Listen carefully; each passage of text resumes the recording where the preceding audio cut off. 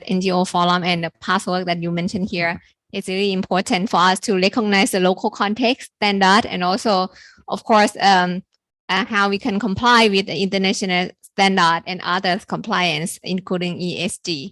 So I was informed that we have really another contributors to our session. So I would like to invite Dr. Salil Sen. So he will just give 3 or 4 minutes, some idea, and also share his experience on engaging with the private sector. Okay, so you can do that. Yeah, please. Before we wrap up, yes. It's very humbling to be here. I really put on my student's hat. This is the evidence, trust me. So I'll be thinking outside the box. Straight away, I tried to make some interventions during the past couple of days.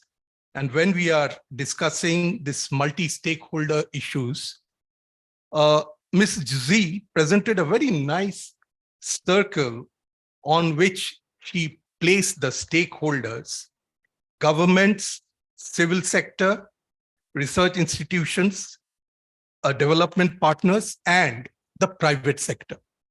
In my career trajectory, it so happened that I began with some of the really revered and reputed names I would like to very proudly recall, with Tata Motors, with Alfa Laval, with Larsen & Toubro Caterpillar, and India-Spain joint venture, and Cummins in UK. These are definitely shaped my outlook to be a part of the solution and not of the problem. Having said that, what I learned from Ajans today, and the Ajans are all sitting here, is 2 keywords. Different actors require different solutions. I'm looking at, you know who, Ajahn Babu. The second point which I take from his presentation was opportunity to combine adaptation and mitigation. So here is something I place to think outside the box. There are 3 key terms. One is scale, second is segment, and third is synergy. When we expect the private sector to be a part of this investment, they require some takeaways. So they need to have something which will have a high yield. So they need to get some value addition through that. What I mean is, can we think of combining mitigation and adaptation, maybe mitidapting? So through mitidapting, there will be new streams like carbon capture and usage, methane harness. We have disaster prevention where the insurance could come in, the carbon markets.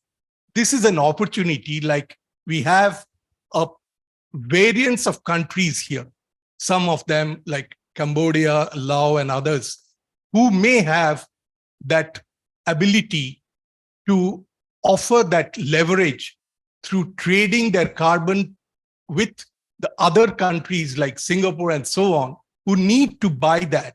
And the private sector might be involved. And if they get into this, they would be contributing directly to the disaster resilience, because the funding will go to that. That is one point which I was thinking of placing before you. The second one is segmenting. In the private sector, when we strategize, we always do segmenting. So in this case, what would be the segmenting that we are looking at? We would like to segment the type of disaster. In this case, if we can segment the type of disaster, even a heat dome is a disaster. Even the plastics is a disaster. Even the saline water is a disaster. So the private sector, the smaller ones, the ones which are solving the rural, giving jobs to the rural population, they might be interested in solving their problems through some funding. So these are the 2 points which I would place. And finally is a synergy through streams and enablers, which again, I learned while listening to the presentations today. If we can adopt this, then we can see really more and more private sector, able private sectors in this room who would be making a difference, because ultimately Asian development banks and the other, they can only act as a catalyst. But the real development, that catalysis would help the private sector to grow, multiply, and flourish. That's all. Thank you.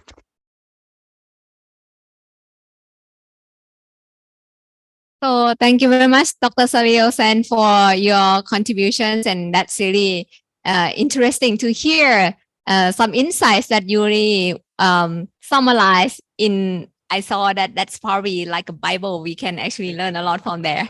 So I always have my notebook also. So and yeah, okay, Babu, you want to interact with this suggestions or yeah?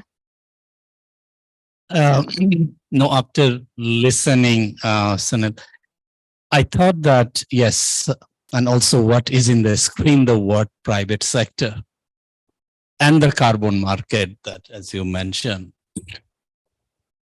In my view, what is important, because he has also mentioned about